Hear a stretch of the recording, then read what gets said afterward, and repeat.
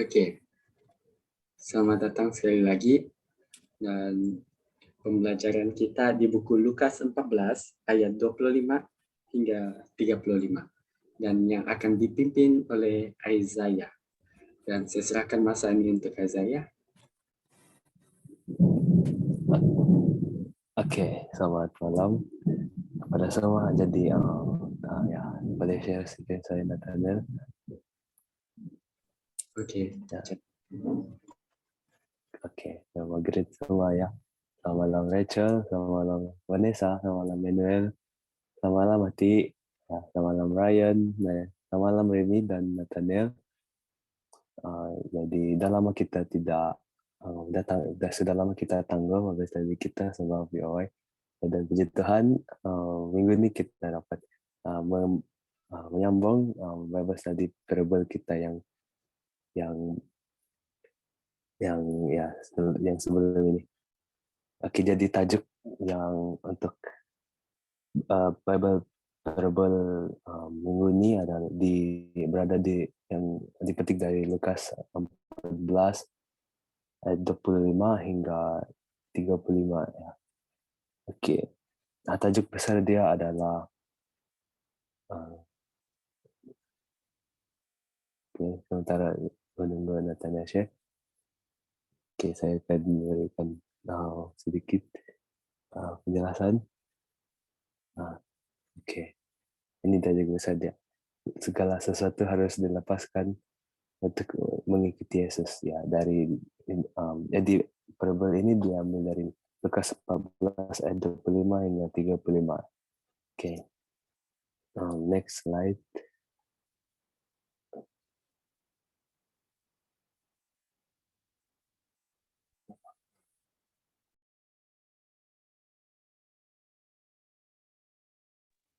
Oke, jadi saya ingin menjemput rakan-rakan untuk baca ini ya. Saya mau jemput Ryan, boleh kamu baca semua nih ayat 25 hingga 28.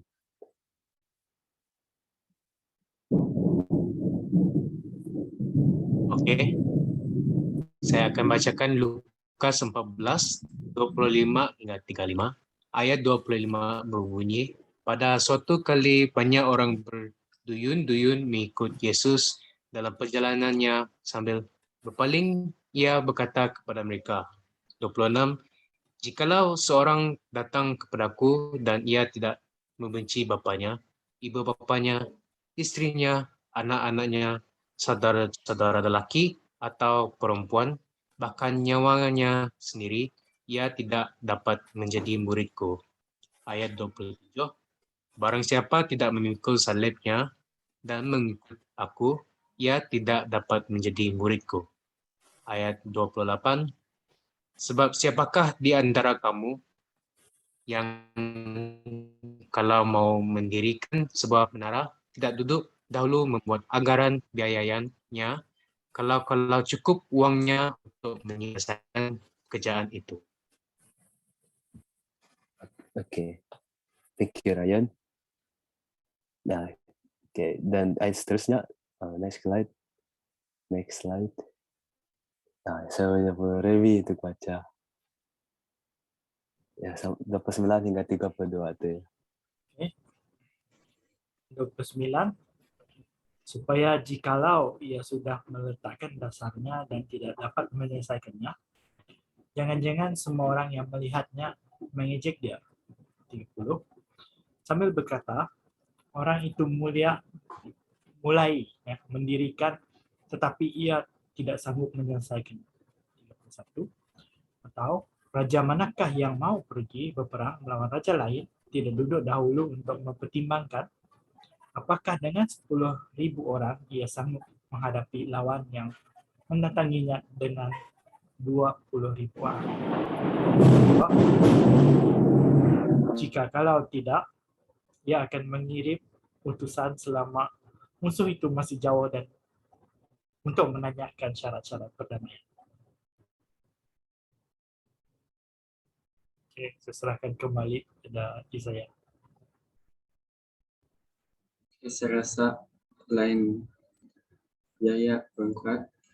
Macam ada dengar bunyi sesuatu tu mungkin menghalang mereka punya dan internet kok. Rasa.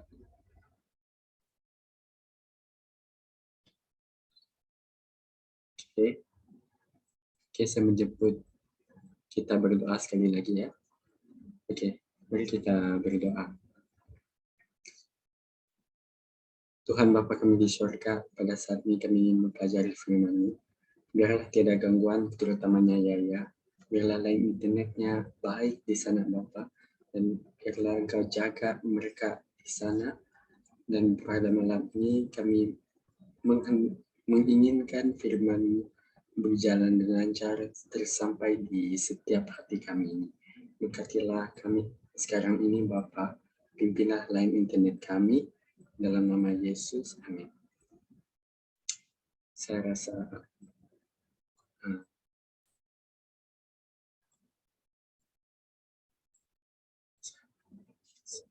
rasa lain internet kayak macam ada bunyi tadi kan? Oke, kita bincang saja. Kita dari ini juga. Oke. Sekarang ini pada Lukas 14 25 hingga 28 ini dia cerita bagaimana orang yang mau mengikuti Yesus ini. Kamu tengok di ayat 14 hingga 26. Jikalau seseorang datang kepadaku dan ia tidak membenci bapaknya, ibunya, istrinya, anak-anaknya, saudaranya, laki-laki atau perempuan, bahkan nyawanya sendiri, ia tidak dapat menjadi muridku. Jadi di sini saya terangkan sedikit ya. Adakah kita patut membenci sesama kita? Saya tanya Ryan lah melalui ayat ini. Oke, mengikut ayat ini dan ikut soalan tadi. Kadang-kala kita akan ada sifat benci terhadap keluarga kita sebab kadang-kadang mereka ada telanjur sikit mengatasi kesabaran kita. Contohnya seperti kalau kita busy kan untuk membuat assignment dan sebagainya, tiba-tiba mereka datang mengacau atau menyampuk bila kita buat kerja. So kita memang tidak boleh halang untuk rasa marah untuk marah mereka lah sebab mereka telah ganggu konsentrasi kita untuk membuat sesuatu. Tapi sedar atau tidak mereka ialah keluarga kita, mempunyai pertalian darah juga, so kita perlulah bersabar dan perlu mengasihi mereka. Ya, itu saja.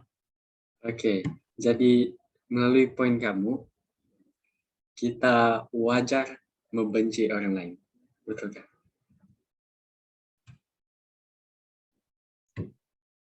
Tidak, kita coba untuk bersabar, ya, itu poin saya. Oke, Ya, thank you.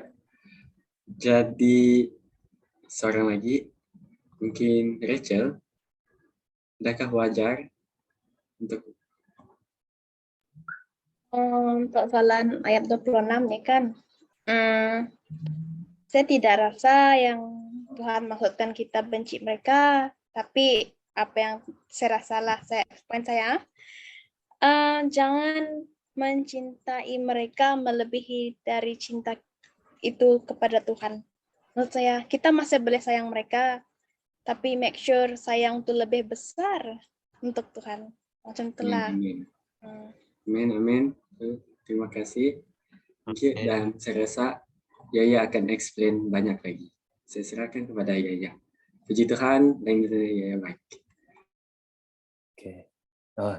Sorry ya. Oke, saya akan teruskan. Jadi tidak slide. Ya, ini sudah bacakan. Yang ini sudah bacakah? Oke, next slide lagi.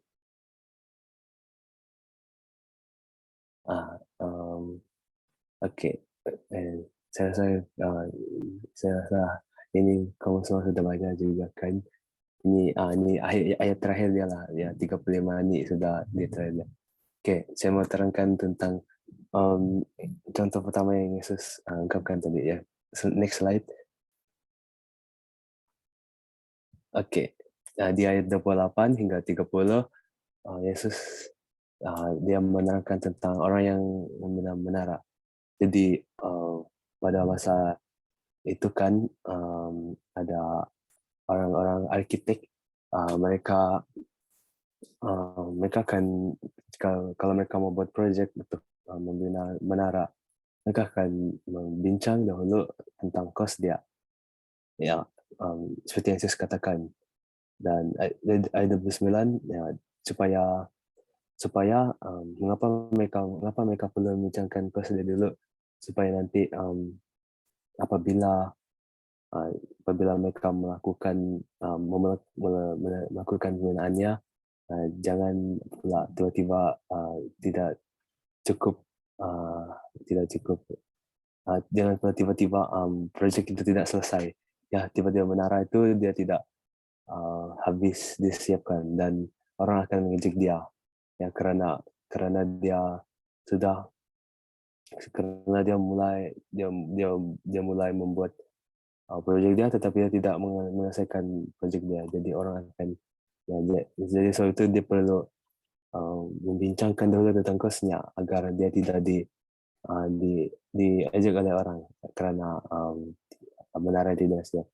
Ya itu apa yang Yesus telah perumpamaan Yesus yang pertama. Oke, kemudian perumpamaan yang seterusnya Yesus menerangkan tentang raja yang mau berperang.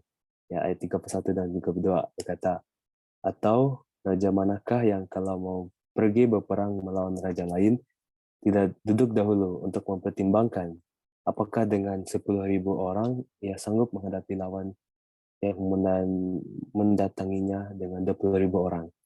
Jikalau tidak, ia akan mengirim utusan selama musuh itu masih jauh untuk menanyakan syarat-syarat perdamaian. Di parabel ini mungkin ada beberapa raja yang mungkin ketika Aska dia tidak cukup untuk melawan kingdom yang lain, dia akan mengirimkan surat perdamaiannya. Suatu raja ini dia akan duduk atau maksudnya membincang dulu untuk mempertimbangkan adakah dia meneruskan peperangan ataupun dia mau untuk mengalah dan memutuskan surat perdamaian. Ya, ini adalah contoh parabel yang kedua yang Yesus berikan. Ya. Jadi jadi saya mau di sini demikian juga dengan hal yang mengikuti Yesus ya. Mengapa Yesus mengatakan parabel ini dan apa kaitannya dengan mengikuti Dia? Ya, karena untuk mengikuti Yesus banyak perkara yang perlu kita akan tanggung. Kita akan, kalau kamu mengikuti Yesus, kamu akan dianiaya. Ya, kalau kamu mengikuti Yesus, kamu akan ditikam batu, kamu akan dibenci orang lah. Ya, sebab macam itu juga dengan Rasul Petrus, Rasul Paulus, mereka semua itu mereka telah ditikam batu, mereka telah dibenci orang. Karena apa? Karena mereka mengikuti Yesus. Sebab itu Yesus telah memberitahukan di awal-awal tadi supaya melepaskan segalanya agar karena kalau dia tidak kalau siapa yang masih belum sanggup melepaskan segalanya, yaitu keluarga dia kah, ibu bapa dia kah, suami istri dia, saudara mara dia, kalau dia masih belum melepaskannya, dia tidak akan dapat bertahan dengan penganiayaan, sebab dia masih sayangkan keluarga dia. Jadi dia tidak sanggup untuk mengecewakan keluarga dia, maka dia tidak mau, maka dia tidak akan bertahan dengan penganiayaan nanti. Ya, itulah Yesus memberitahu agar yang orang yang ingin mengikuti dia untuk melepaskan segalanya. Oke, next slide. Ya, begitu juga yang dikatakan di Matius 16 ayat 24. Dan kata Yesus, setiap orang yang mau mengikut aku, harus menyangkal dirinya, mengikut salibnya, dan mengikut aku. Apa maksudnya di sini untuk memikul salib? Saya boleh katakan mengikul salib kita adalah dengan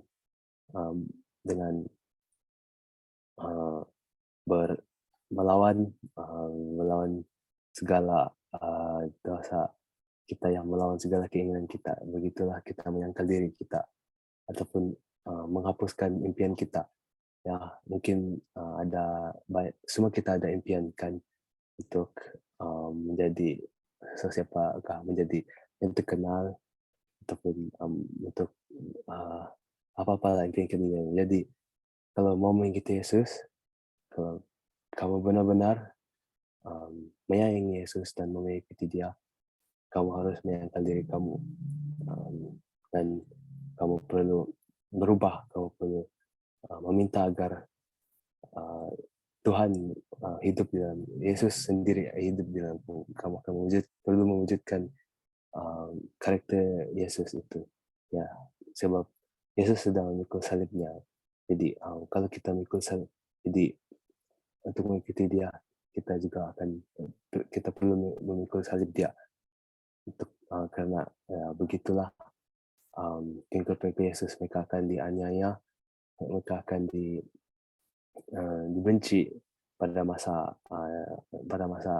akan datang nanti. Ya, ketika masa kesukaran tiba nanti, orang-orang yang mengikuti Yesus adalah orang yang telah meninggalkan segala sesuatu. Ya, dan ya, pada kedatangan Yesus nanti akan ada masanya begini.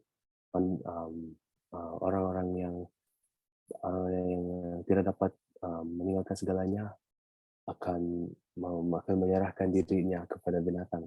Itu ya dikatakan di dalam Wahyu. Dan orang-orang yang bertahan, yang telah mengikut salibnya akan pula akan menerima penderitaannya karena mereka telah hidup bagi Yesus. Dan saya secara jujurnya, saya pun juga tidak dapat melepaskan segala sesuatu. Saya juga tidak dapat mengikuti Yesus dengan sepenuhnya. Pasti ada perkara yang saya ingin masih simpan. Ada ya, sejujurnya. Ya, tetapi perkara itu memang sifat manusia memang kita memang tidak dapat melakukannya sendiri. Karena kita adalah pendosa, memang kita sifat diri kita begitu. Jadi untuk menjadi seperti Yesus itu sendiri, kita perlu memintanya dari Tuhan. Itu adalah sebuah karunia. Ya, ada dikatakan yang mintalah maka kamu akan diberi, dan ketuklah maka pintu akan dibuka bagimu. Makna itu adalah sekiranya kita ingin meminta sesuatu yang bagi kemuliaan Tuhan, ya kita akan menerimanya. Seperti ingin menerima karunia perubahan hidup kita, itu adalah karunia, ya. Kita tidak dapat menghasilkannya sendiri. Ya, itu yang kita katakan. Kita tidak boleh bertobat dengan kekuatan diri sendiri. Kita tidak boleh berubah. Kita tidak boleh meninggalkan segala sesuatu dengan kekuatan diri kita sendiri. Sebab sentiasa ada cobaan. Maksudnya ketika kita memutuskan meninggalkan, pasti saja iblis akan mula bekerja. Dia akan membuat kita membuat kita membuat kita akan gagal dalam pengorbanan kita. Ya, karena ya itulah iblis. Sebab Alkitab katakan itu adalah karunia. Maksudnya Tuhan yang akan membantu kita, Tuhan yang akan memberi kita kekuatan untuk melakukan itu, untuk bertobat, untuk berubah menjadi seperti Yesus, untuk meninggalkan segala sesuatu. Ya, kita minta saja, ya pasti Tuhan akan berikan. Sebab Tuhan sudah janji yang Dia akan memberi kalau kita memintakannya, terutama ya Roh Kudus itu. Ya, karena ini sangat penting. Ya, kalau kita tidak meninggalkan segala sesuatu, macam mana kita mau tinggalkannya nanti apabila kedatangan Yesus sudah hampir? Sebab di Wahyu katakan ketika kedatangan Yesus semakin hampir nanti, umat-umat Tuhan akan dicoba, ya akan menghadapi kesukaran, bukan dicoba, akan dibenci, akan dikutuk. Ya begitulah caranya menyangkal diri. Orang akan membenci kita, ya, dan sehingga kita akan menanyakan di manakah Tuhan. Ya, tetapi jadi mulalah kita belajar untuk meninggalkan segala sesuatu, mulailah dari sekarang, ya, sebab kita tidak tahu, karena mulailah kita untuk meninggalkan segala sesuatu, supaya nanti pada masa akhir nanti, masa Yesus mau datang nanti, kita dapat bertahan. Kita akan dapat bertahan di atas penganiayaan manusia nanti, ya. Ya. Next slide. Ini mungkin terakhir slide-nya. Panggilan buat kita semua yang ada di sini. Jadi mengapa kita perlu melepaskan segalanya untuk Yesus? Ya, karena sebenarnya manusia tidak boleh melepaskannya. Tapi ada sebab Yesus mahu kita melepaskannya. Ya, Yesus pun tidak. Yesus tahu. Sebelum semasa dia mengatakan ini, pasti Yesus tahu manusia tidak dapat melepaskan kepunyaan dia. Sebab begitulah, kita semua merasakannya. Kita tidak boleh melepaskannya. Tapi Yesus meminta ini adalah untuk kebaikan kita. Ya, supaya kita akan lebih percaya kepada Dia, di mana kalau kita melepaskan sesuatu kan kita tidak akan mempunyai apa-apa, kita tidak mempunyai pride, kita tidak akan mempunyai pride, marwah, ya. Kita kalau kita sudah melepaskan segala sesuatu, kita tidak mempunyai pride, dan kita tidak mempunyai harta, dan kita tidak mempunyai harta dan pengetahuan, maka kita akan senang mengikuti Yesus. Kita akan dapat bertahan nanti di waktu akhir nanti. Itulah sebabnya Yesus meminta agar melepaskannya. Dan apapun melepaskan ini bukanlah satu keburukan. Sebab pada akhirnya nanti ketika kita diselamatkan, kita akan menerima yang lebih lagi daripada yang telah kita korbankan di dunia ini, ya. Sebab di bumi ini semuanya sementara. Selagi masih boleh dihitung harinya, selagi tahun bertahun-tahun itu semuanya tidak dapat dibandingkan nanti dengan upah di surga nanti yang selamanya, ya, tidak dikira. Di bumi ini masih boleh dikira akan kesenangannya, tapi di surga nanti tidak boleh dikira kesenangannya. Jadi lebih baik kita berada di surga nanti, ya. Ya, dan untuk ayat penutup saya ingin kita di dalam Matius 7 ayat 21. Ya, di sini katakan, bukan setiap orang yang berseru kepadaku, Tuhan, Tuhan, akan masuk ke dalam kerajaan surga, melainkan dia yang melakukan kehendak Bapa-Ku yang di surga. Ya, di ayat dikatakan kehendak Bapa-Ku yang di surga. Sama juga dengan kehendak Yesus, yaitu untuk mengikuti Dia, untuk diselamatkan pada akhirnya nanti. Dan karena orang yang mengikuti Dia adalah orang yang melakukan kehendak Tuhan, ya, agar biarlah satu hari nanti, bukan satu hari nanti, bila ketika Yesus datang nanti, kita tidak akan mengetuk pintu surga, ya, mengatakan Tuhan, Tuhan, ya, dan tetapi kita tidak diterima, ya. Biarlah kita akan menjadi orang yang umat Tuhan yang telah bertahan, yang telah berjaya meninggalkan sesuatu, meninggalkan segalanya, ya. Biarlah kita yang telah mengikuti Yesus ini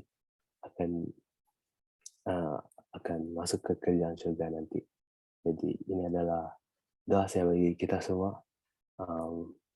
Marilah kita mengikuti Yesus agar kita diselamatkan, karena itu adalah tempat kita, dari mana kita, itu di mana kita belong. Kita sememangnya layak, memang belong to be safe, ya, itu sepatutnya memang diselamatkan. Tapi ya, saya mau melihat semua kita di sini diselamatkan setiap hari nanti. Jadi saya membawa semua kita yang berada di sini untuk meninggalkan segala sesuatu, ya, untuk mengikuti Yesus. Jadi itu saja pelajaran kita Bapak tadi kita minggu ini.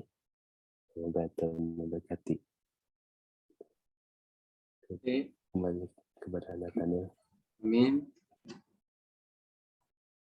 Terima kasih ya atas pembelajarannya.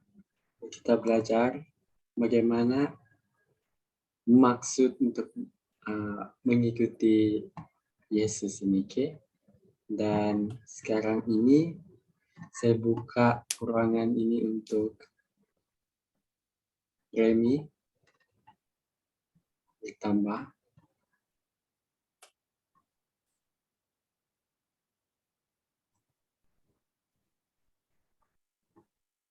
Saya ingatkan sesi soalan tadi sebelum matanya. Sesi soalan nanti lah. Saya sama awal. Ya. Dari pelajaran ini kita dapat lihat. Remy mau tinggal slide tadi kan? Ataupun Tidak apa-apa. Oke. Dari pelajaran hari ini kita dapat melihat bagaimana hari ini Yesus mengajar kita bagaimana untuk menjadi anak murid. Ya. Ada 3 hal yang Yesus katakan kalau kita tidak melakukannya, kita tidak dapat jadi anak murid. Ya. Yang pertama dia katakan, siapa yang datang dan tidak membenci, dia katakan, tidak membenci ahli keluarga Allah, keluarga maupun hidup dia sendiri, karena membenci hidup diri sendiri, dan tidak dapat menjadi anak muridku, dia katakan. Dan kedua, dia katakan, siapa yang tidak memikul salibnya dan datang kepadaku, tidak dapat menjadi anak muridku. Dan dia katakan 33, demikian juga kamu yang tidak melepaskan segala sesuatu hal tidak dapat menjadi anak muridku. Jadi ada 3 perkara yang Yesus tekankan di sini tentang. Pertama itu melibatkan,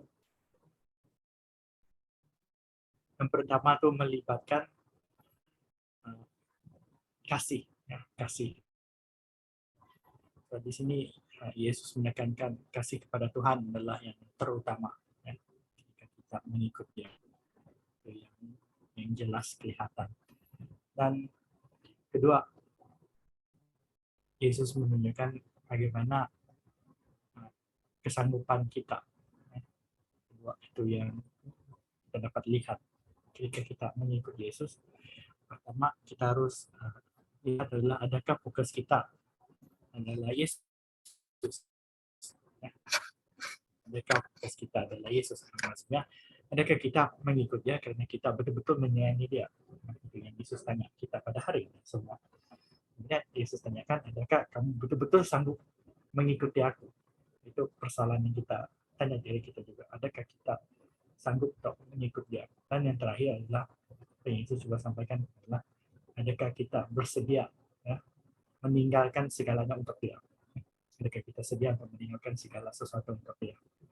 Dan di dalam perjalanan kita mengikuti Yesus, Yesus mengatakan bahwa itu adalah satu pilihan.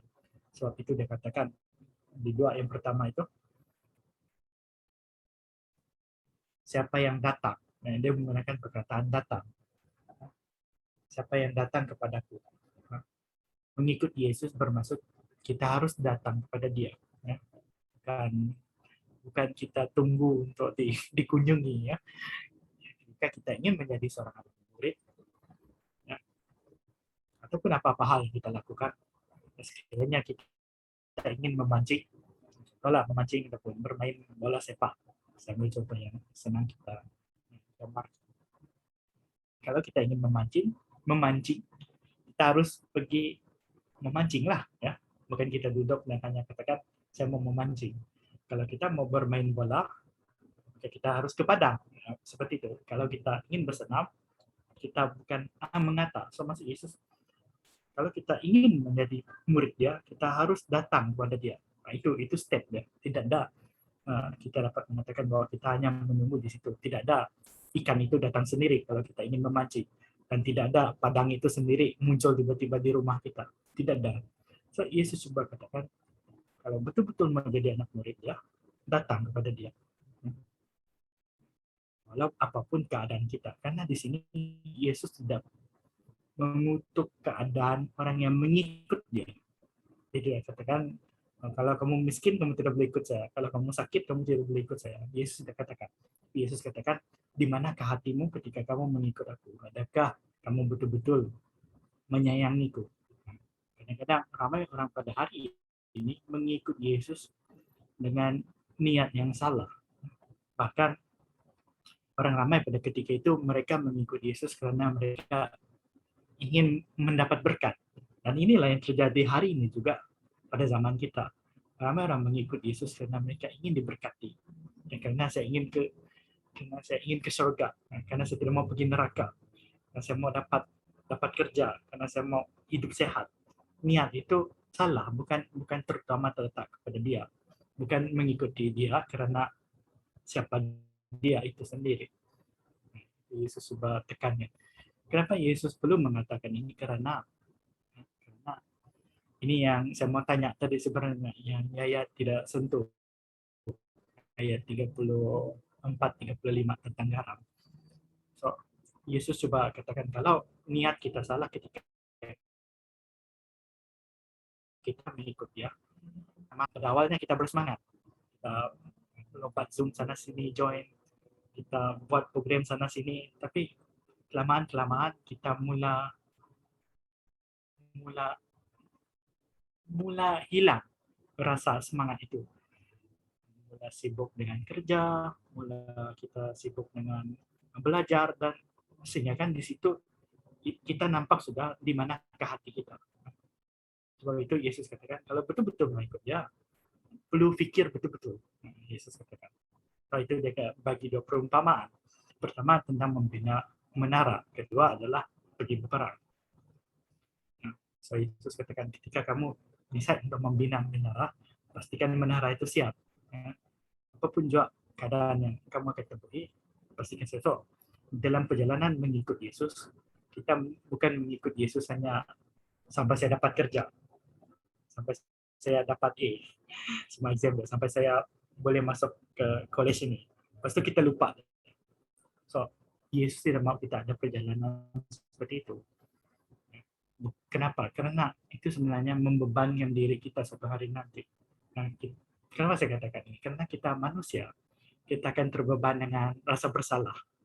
Kemudian di saat kita membayangkan kalau orang ingatkan kamu, kan kamu rasa terbeban itu, rasa bersalah itu sesuatu perasaan yang boleh membunuh kepribadian kita. Nah, saya tidak tahu kalau ada di kalangan kamu tidak pernah rasa bersalah, puji Tuhan. Aku pernah merasai ataupun melalui, kalau kamu tidak betul-betul decide, betul-betul membuat keputusan. Yesus tidak mengatakan jangan ikut. Dia katakan pikir betul-betul. Ya. Karena dia tidak mau suatu hari nanti kita terbeban dengan rasa bersalah. Rasa bersalah yang teramat seperti Yudas sehingga kita membunuh diri kita. Maksudnya sehingga kita membunuh kehidupan rohani kita. Pada hari ini ramai anak muda tidak mau datang kepada Yesus sudah. Mereka katakan, saya malu mau pergi church sudah. Saya malu mau datang kepada Tuhan sudah. Membayangkan itu karena perasaan bersalah yang terlampau terbeban di dalam hati mereka. Itu yang Yesus risaukan. Okay. Benar dikatakan pergi berperang. Kalau kita lihat di sini, tidak juga dikatakan kalah, ya. Tetapi keadaan ketika kita mengikut Yesus ada kalanya seperti keadaan berperang ini, ya. Kalau kita melihat sepertinya kita melawan 20.000 askar, dengan keadaan kita yang hanya 10.000 askar.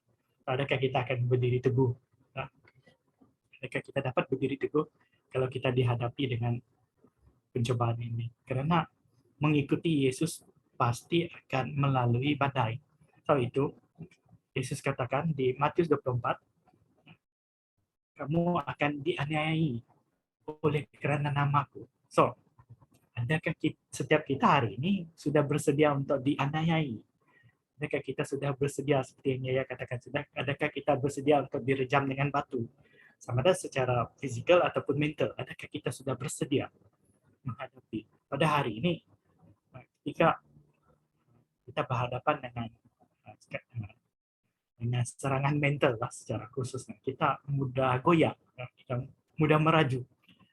So, Tuhan katakan, ini memang akan berlaku di dalam kehidupan seorang Kristen. Adakah kita boleh menghadapi dia? Pikir, dia katakan. Karena Yesus tidak memaksa. Sebab itulah, inilah satu panggilan yang penuh dengan kasih. Yesus ingin kita mengikuti dia penuh dengan kasih. Dan di dalam Alkitab, apabila dikatakan memikul salib, ada seorang boleh dikatakan murid lah, ya, yang memikul salib Yesus, yaitu Simeon lah, seperti Inggris, Simeon. Dialah satu-satunya yang memikul salib Yesus, yang memikul salib bersama Yesus. Ya, ketika itu, ramai-ramai orang yang melihat Yesus pada ketika itu, hanya satu orang yang tergerak untuk memikul. Dan kalau kita berkesempatan untuk membaca Roh Nubuatan, dia pada waktu itu dia ditikam dengan batu, karena dia membantu Yesus. Betapanya orang membenci Yesus sehingga kan orang yang membantu dia pun turut terkesan. Ini juga kita akan hadapi bila kita memilih untuk mengikut Yesus. Tetapi yang kita tahu, mengikuti Yesus adalah goal dia bukan yang hari ini, tetapi goal dia adalah yang kekal, yaitu masuk ke kerajaan surga, tinggal bersama dia. Ya, kita melihat kehidupan para nabi. Kita boleh lihat kehidupan Paulus, karena dia yang penulis yang terbanyak di Perjanjian Baru. Kita melihat dia di penjara, dia dipukul, ditangkap. Ya. Kita lihat bagaimana keadaan dia mengikuti Yesus. Ya. Tapi dia sudah decide, cost dia. Dia tahu apa yang dia akan hadapi. Sebab itu dia boleh bertahan sampai akhirnya, sehingga kan di tulisan dia kepada Timothy, dia katakan, I have put a good fight. I have finished the race. Dia katakan, I have kept my faith. Dia katakan, adakah hari ini, milih untuk mengikut Yesus, kita mampu mengatakan bahwa kita akan memperjuangkan satu perjuangan itu dengan baik. Adakah kita tidak akan buat U-turn ketika kita di dalam larian kita ataupun maraton kita kepada Yesus? Ataupun adakah kita dapat held fast kita, memegang teguh iman kita? Ya.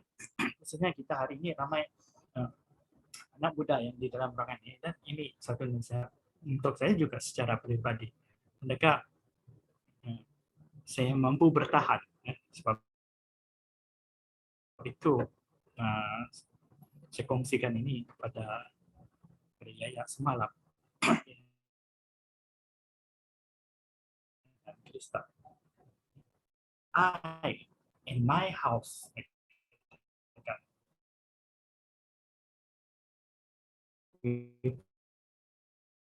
follow God. Kita lihat. Dia tidak mengatakan kami adalah pribadi. Sekali kita dapat melihat dan memahami bahwa walaupun keluarga aku memilih atau tidak mengikuti Yesus, aku masih mengikuti Yesus. Pada hari ini, bahkan semalam ada yang menanyakan saya, adakah sekiranya pasangan saya, seorang pasangan itu, ibu bapak menghalang untuk datang kepada Yesus, adakah pasangan yang satu lagi, maksudnya suami, adakah suami itu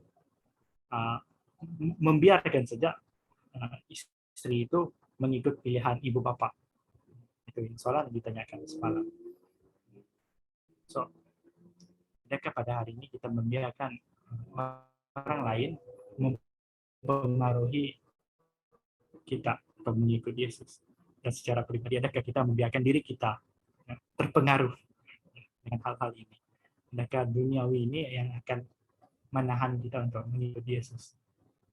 So, ini satu panggilan sebenarnya yang penuh dengan kasih, karena inilah yang luar biasa, karena Yesus tidak memanggil kita mengikut begitu saja.